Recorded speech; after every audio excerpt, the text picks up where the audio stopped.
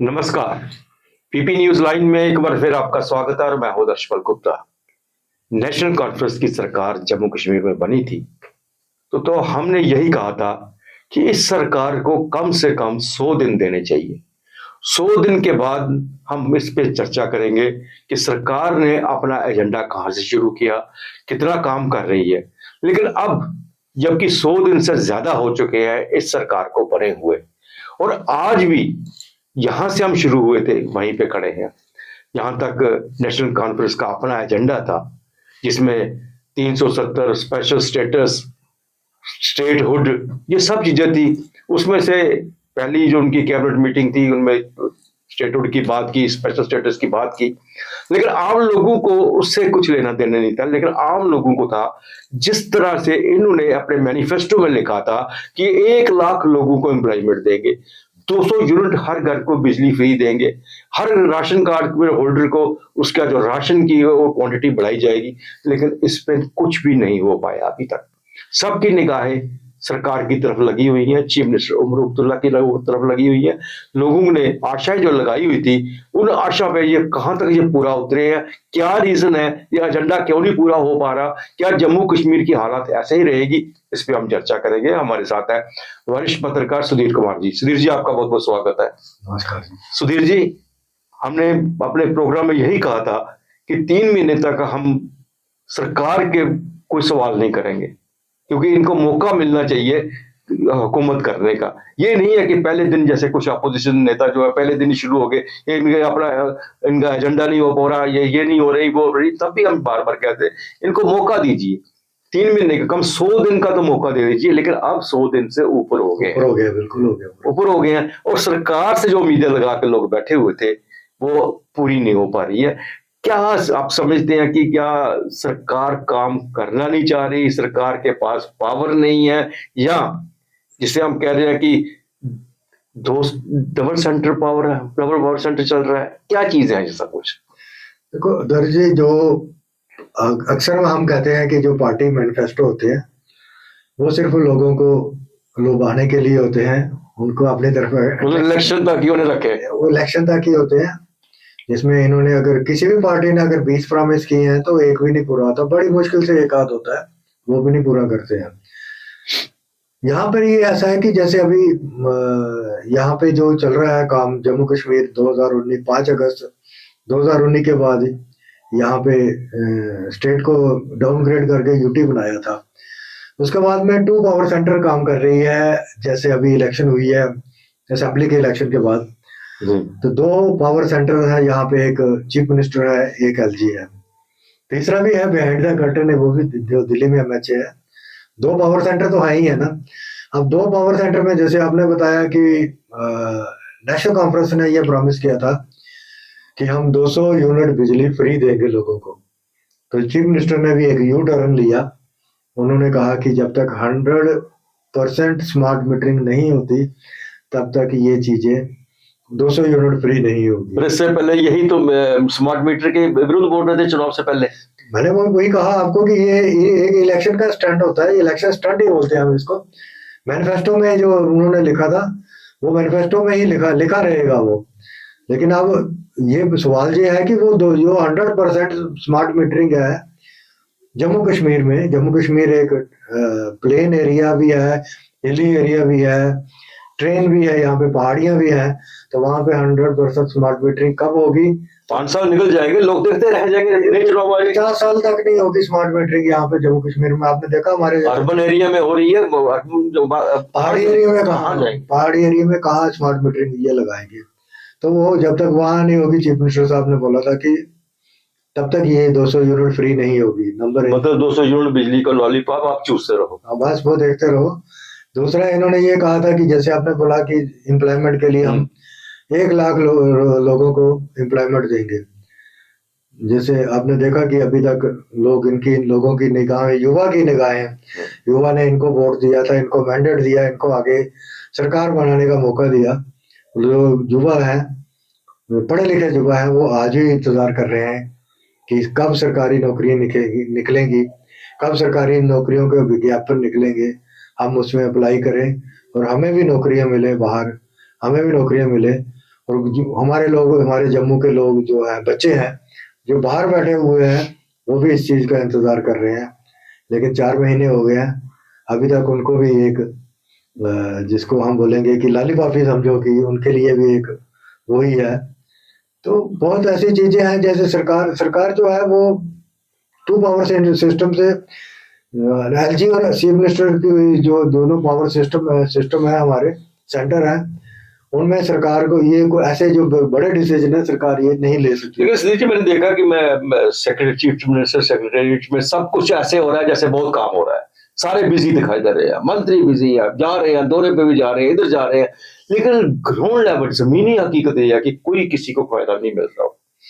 नहीं, वो आपकी बात बिल्कुल दुरुस्त है। अब मैं एक मंत्री का नाम नहीं लूंगा कि मंत्री जो अभी उमर अब्दुल्ला की काबीना के मंत्री हैं, बड़े सीनियर मंत्री है, उन्होंने कुछ इंजीनियर्स की ट्रांसफर्स के लिए भेजा था प्रपोजल। तो जो वहाँ के कंसर्न कमिश्नर सेक्रेटरी थे, उन्होंने बोला, मना कर दिया। उन्होंने बोला कि let the file come from the LG office. आप खुद ही अंदाजा लगा लो कि आप ठीक बोल रहे हैं। लोगों का एक्सपेक्टेशन है तो ये सरकार काम करेगी, करने के लिए आई है, काम करेगी, लेकिन वो कर नहीं पा रही है। जैसे मैंने आपको बताया ना, 2 पावर सिस्टम के हिसाब से वो कर नहीं पा रही है, वो सरकार पावर ये जो काम करना चाहे। तो देखने में अब लोग जा रहे हैं, लोगों को एंट्री मिली है, सेक्रेटरी में जा रहे हैं, आपने देखा, सुन रहे हैं लोगों की बातों का, लेकिन सुनने के बाद उनका जो निपटारा है वो नहीं हो पा रहा, क्योंकि वो पावर सरकार के पास अभी नहीं है। लेकिन ये 2 पावर सेंटर्स की जो बात कर रहे हैं, तो जब इसके जो क्राइम रेट जहाँ पे जो जम्मू के अंदर बढ़ता जा रहा है, आप इमेजिन करेंगे कि गणतंत्र दिवस, उसके ऊपर इतनी बड़ी चेकिंग, इतना सब कुछ, जगह जगह से चेकिंग पॉइंट्स रखे हुए, और फिर यहाँ पे ये परेड होनी थी, उससे 100 मीटर की दूरी पे बीच बाजार में गोली मारकर हत्या करती जाती है। ये क्राइम रेट बढ़ रही है यहाँ तो, और क्या है? इसको broad daylight shootout कहते हैं। और सर उन्होंने, आपने बिल्कुल दुरुस्त फरमाया कि रिपब्लिक डे वेन्यू, मतलब कि हाई सिक्योरिटी जोन, जिसमें हाई सिक्योरिटी जोन जो है 3 टायर सिक्योरिटी थी, उसके 100 मीटर पे आगे जाके आप ये वाला वारदात होगी। और पुलिस ने बोला कि हमने उस आदमी को, हमने जिसने शूट आउट किया था लेकिन वो 3 लोग थे, जो 3 में इन्होंने पुलिस ने जो वीडियो और मीडिया में, जो पोर्टल वालों ने जो चलवाया था, इन्होंने कि वो दिखाया था कि वो जो लोग हैं, 3 लोग मोटरसाइकिल पे आए हैं। अब इसकी पुष्टि पुलिस ही कर पाएगी वाकई वो है या नहीं है, या कोई और लोग है। वो ये भी हो सकता है, कोई और भी लोग हो सकते हैं। बाकी आपने ये ठीक बताया कि क्राइम, ये जो हमारा यूटी बनने के बाद आदर्श जी, बड़ा संगीन सा मसला है ये जम्मू कश्मीर में, खासकर जम्मू में। क्राइम रेट तो इतना ज्यादा हाई हो गया है, बहुत ज्यादा क्राइम रेट हाई हो गया। जैसे एनसीआरबी का डाटा आया था पिछले दिनों, उसमें ये लिखा गया था कि उसमें ये पाया गया कि जो 80% हीनियस क्राइम जिसको हम बोलते हैं, वो नॉन लोकल आउटसाइडरों ने यहाँ पे इस दौरान, पिछले जो साल में ना, वो उन्होंने वहां पे यहाँ पे आके वो उसमें शामिल हुए। बिल्कुल बिल्कुल।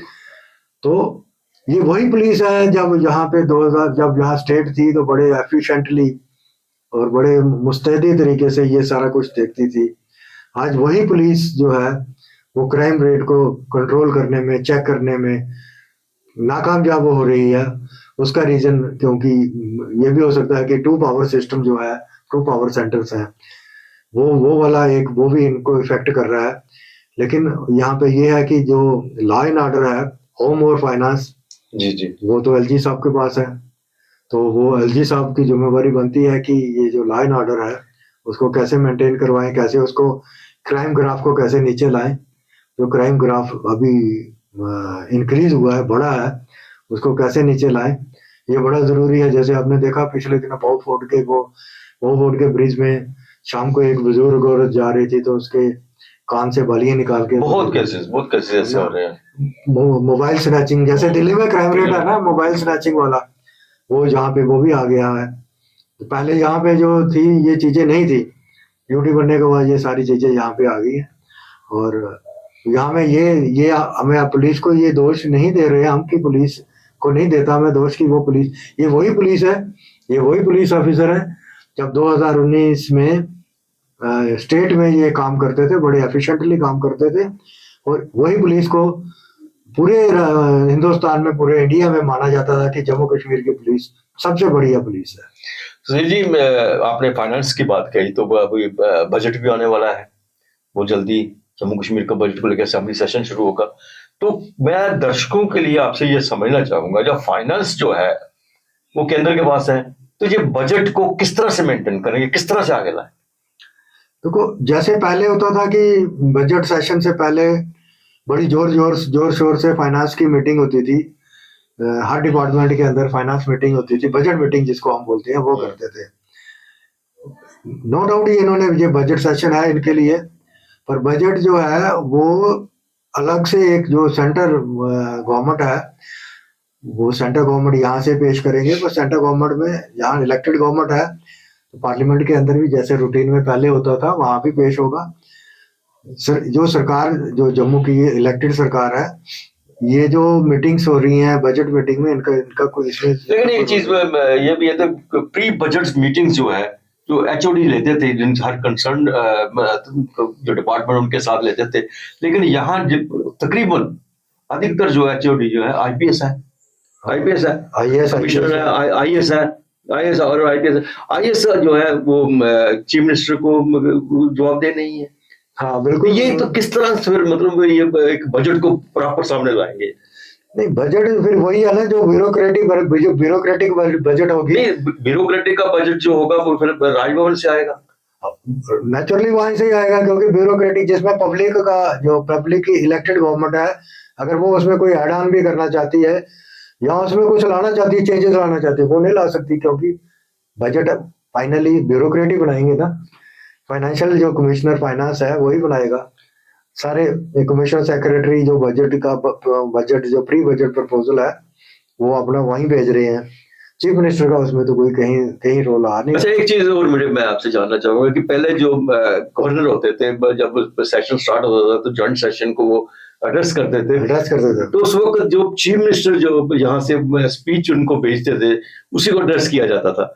क्या इस बार चीफ मिनिस्टर वाली जाएगी, एलजी साहब की अपनी लेके आएंगे? नहीं भेजेंगे, ये chief minister government, elected government ये भेजेंगे, लेकिन वो एलजी साहब के ये पास मैंडेट है कि वो उसको चेंज कर सकता है, क्योंकि जो सुप्रीम अथॉरिटी है जम्मू कश्मीर यूटी के अंदर, वो एलजी साहब है, वो उसको चेंज कर सकते हैं और करेंगे वो।